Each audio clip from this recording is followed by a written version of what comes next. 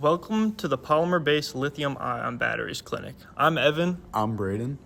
Lithium-ion batteries can be found in all sorts of devices. They power the phone in your pocket, electric vehicles, several home devices, and are the current dominant energy storage technology for even large-scale power grids. What are lithium-ion batteries? Lithium-ion batteries consist of an anode and a cathode, which are the two parts of the battery that hold the lithium ions. Between the cathode and the anode is a separator and electrolyte.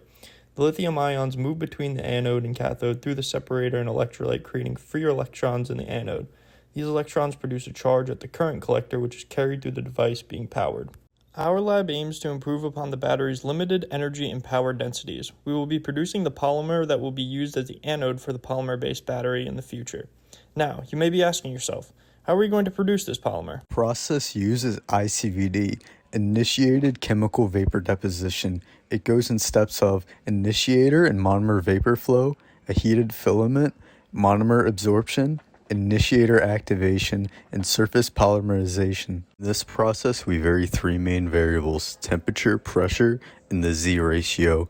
The Z ratio is the partial pressure of the monomer vapor divided by the vapor pressure of the monomer at the substrate temperature. At Z ratio above 0, we are able to get deposition for film, but wish not to exceed 1 or there would be condensation on the film. The calibration process is preparing the reaction, the most exciting part of it all. Required flow rates of the initiator and monomer are to be met based on the studied temperature, pressure, and Z ratio we wish to be at.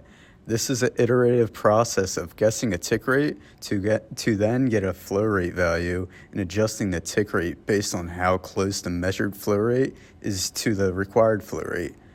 No Python fsolve is needed for this process. A kinetic study is done for the process to determine the deposition rate of the film through laser measurements taken by interferometry. Two laser readings are taken, one from the beam bouncing off the film and another going through the film and bouncing off the substrate. These beams bounce back into a detector that takes the readings of the destructive and constructive wave patterns that are created by the two beams. The interferometry data will also help us determine the thickness of the film that we have produced. To conclude, the ICVD process is used to produce polymer films that will in the future be used for anodes as a part of the lithium-ion battery. The main goals of the lab is to find the optimal deposition rate to produce the polymer film and study the effect of the anode on battery performance. How can these batteries improve upon the dominant energy storage battery, the lithium-ion battery?